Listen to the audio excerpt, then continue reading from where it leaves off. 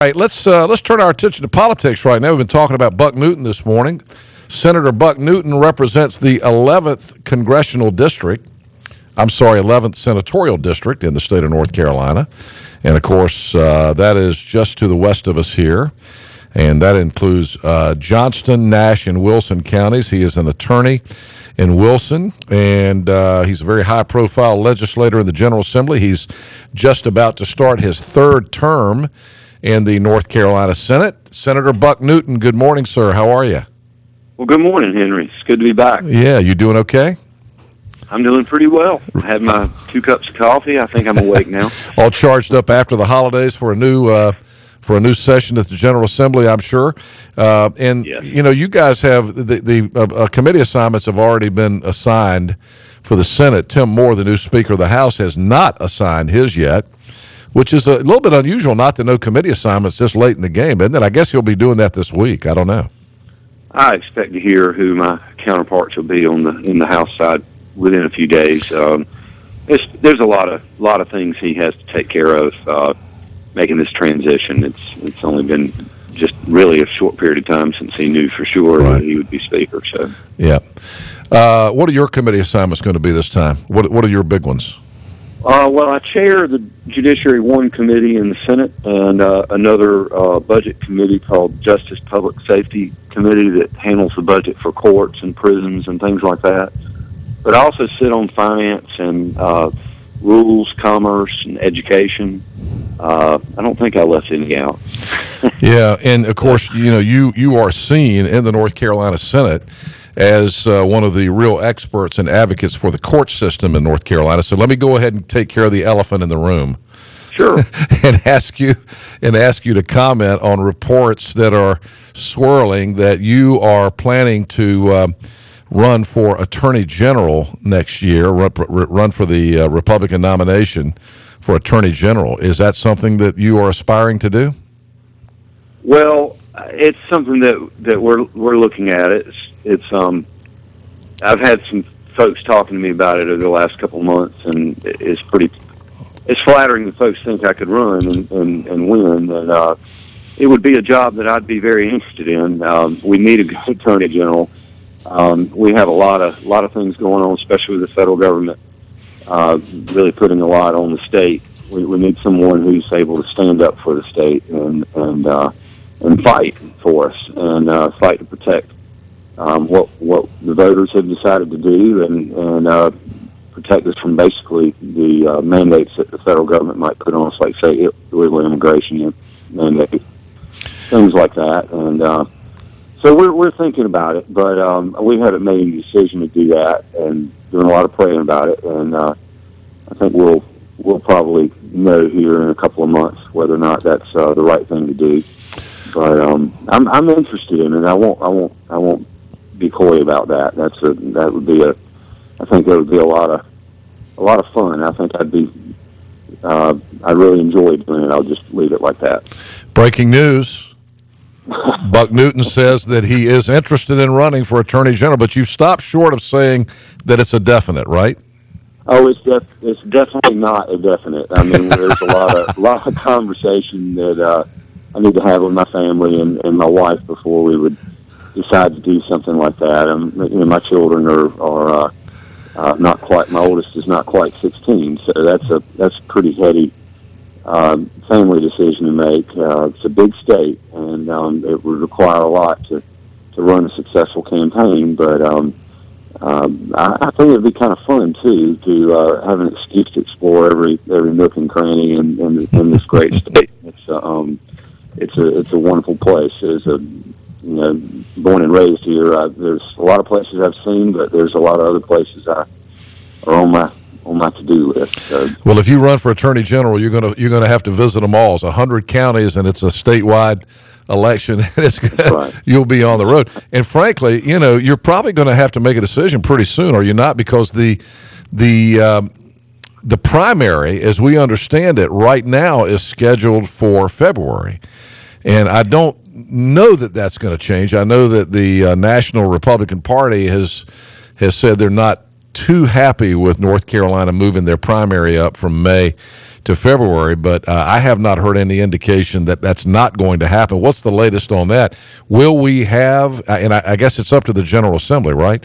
Will we have a primary in mid-February this coming year? Well, that's right. It is at the General Assembly, and actually, the way it's set now, we would have a presidential primary in February. The primary for all the other offices, the statewide and the legislative and so forth, would still occur in May. Interesting. But that was how we passed everything before, and I don't really see that changing. I think I personally think that was the right move for the state. We don't need to be first. We don't need to compete with New Hampshire or Iowa, but having such a late primary was, I mean, we're the 10th largest state. We're certainly a leader in this part of the country, and we. I think we just became didn't we just become the 9th largest state? We may be the 9th largest. I think we just surpassed Michigan as number 9. Yeah. Yeah, it's almost 10 million people here in the state. So we really ought to have more of a. The way we set it up was to be soon behind South Carolina. We thought that would be smart, that folks who are wanting to campaign down in South Carolina would naturally want to stop off in such a large state as North Carolina if we were soon to follow. And I'm actually looking forward to seeing the presidential candidates come to see this state, who I believe we are a bellwether for the country, and I think we're very representative of the country as a whole. We're not a solid Republican or a solid Democrat. We're economically, the diversity of this state economically and geographically and all across the board. So I think it would be good for the country and certainly good for the state.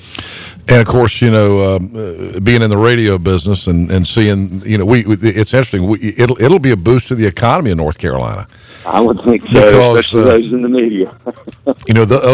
We in the media, love the idea of having a February primary, because the truth of the matter is, by the time May rolls around and we've had our primary in the presidential races, the candidates are pretty much, they've called out, and there's only one or two candidates left, and it's pretty much a foregone conclusion who the nominees are going to be by then. That's right. But North Carolina will be ground zero. Here we are, a purple state. We're not red. We're not blue. In terms of federal politics, we look pretty red right now in terms of state politics. But we're Obama won here in 2008. Romney won here in 2012. So you got to think that this will be a huge battleground in the presidential race. And if we have our primary in February, I mean, probably starting, I don't know, probably in a few months, you're going to start seeing presidential candidates coming into North Carolina like crazy. I think if they're smart, they will. Yeah. I think if they're smart, they will. So.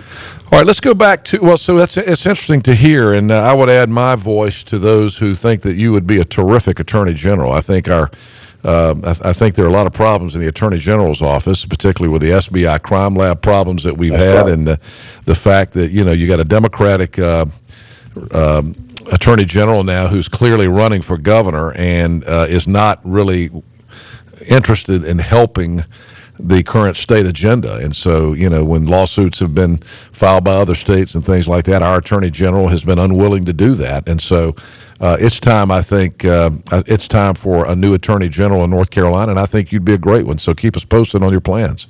Well, I will, and you're very kind to say that. I really do appreciate it, Henry. We'll stay posted. We'll make a decision soon. Senator Buck Newton out of District 11 in Wilson. Buck, what are your goals for this coming legislative session that will begin next week in earnest? Well, I have like most legislators, I have quite a few. I'll try to boil them down to some of the big ones. One of the biggest for me personally is to see this asset sale between the electric cities, the Kempa cities, to Duke Power to bring down the electric rates in eastern North Carolina. That's something I've been working on since before I ran for office in 2010, and quite honestly never really thought for sure that we would get to where we are today, and we'll have some legislation that we'll need to pass in this session that will enable that to occur. I think that'll be a huge benefit to the eastern part of the state economically. Oh, yeah. In people's back pockets at home and small businesses, our industrial customers. It's a real great opportunity for growth.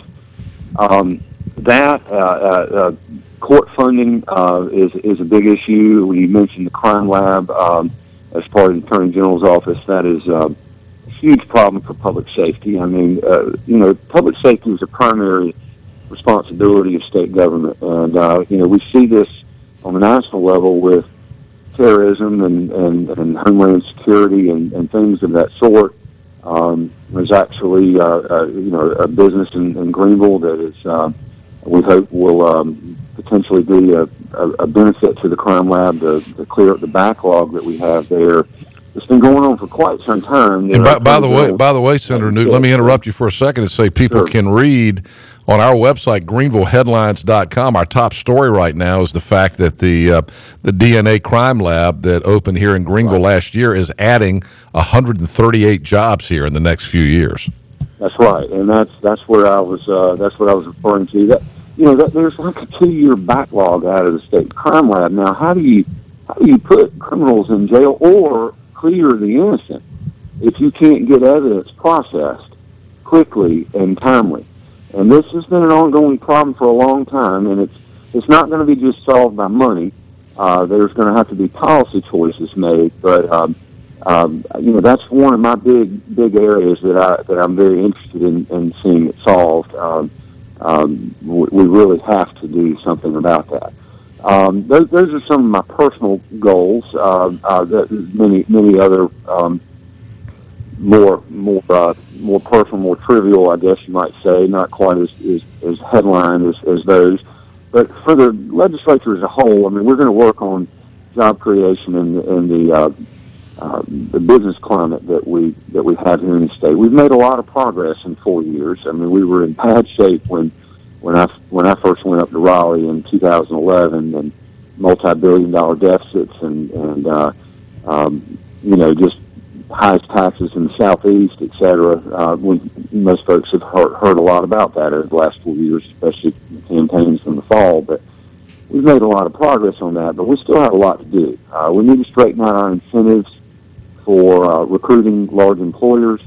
That's something that's not clear, not been done. We clearly need to continue work on tax reform to continue to make our tax code beneficial to the business climate for job growth, but also fair to folks. Regulatory reform never stops. And as has been in the media for quite a while, I mean, we have a lot to do on education reform. We have student outcomes are not anywhere near where this state needs them to be. We need that for the future, not just for the economy, but just for the quality of life that our citizens have here in the state. Let me. We have a lot to do. Let me add, you mentioned job creation and incentives, and that's been very controversial. And there's a story in the Wilmington Star newspaper this morning announcing that the television show Sleepy Hollow is going to leave the state for Atlanta. Now, it goes on to say that Fox has not even agreed to pick up a third season of Sleepy Hollow. That'll depend on the ratings, I guess, of this season. But that show is shot with others, Under the Dome from CBS, some other high-profile TV shows that are being shot right now in Wilmington.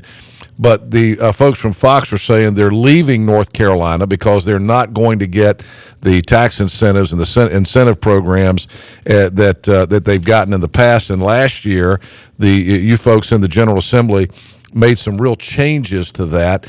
And that's inflamed a lot of folks that believe that we ought to be trying to promote North Carolina as the Hollywood of the East, the entertainment capital. And then on the other side, we've talked extensively on this program over the last year about whether or not we're really creating jobs when we're giving these tax incentives to these big movie companies and television shows and producers of television shows. But here's another high-profile show leaving North Carolina. Does that bother you at all, or do you think it was just to be expected? Well, Yes, I think it was to be expected, and quite honestly, we don't really know for sure why they're leaving. As you alluded to, we don't know for sure if the program will even continue. And sometimes things like that are the excuse is what's going on with the changes in the tax code, when in reality it's something else. And you and I, we don't really know. I personally, I didn't. I supported that there be some incentives for film/TV production. I think we ought to focus on long-running productions like a Sleepy Hollow or Under the Dome, or what was the other one, Homeland. Some of the long-running productions that they seem to have the most benefit. But it's important for the folks across the state to realize that really this has a tremendous impact down in the Wilmington area more than anywhere else. And while that's very important for that area, that doesn't, we're asking the whole state to support that economic activity by doing that. I think it's worth doing incentives, but how we style them is important. The fine print is always important. And the old program that we had was rife with problems. I mean, I'll give you a real quick example. There was a guy, I believe it was in Hickory, that basically did a documentary on rehabbing an old building, sort of like for home TV or so forth. He wrote the whole renovation of the building off under the film incentive tax credit. So what he really did was he used the taxpayers of the state of North Carolina to help pay for the renovation of a building that he was going to do anyway. Yeah. And he just styled it as a documentary and did a documentary. I have no idea if he made $1 on the documentary. And, I mean, there were other kinds of films that we don't need to talk about on the radio that were being supported by the taxpayers. And I hope the listeners can read between the lines on that. We really need to redo this program. And I think that the credits was the right direction to go. We need stability and predictability on our budget side of things.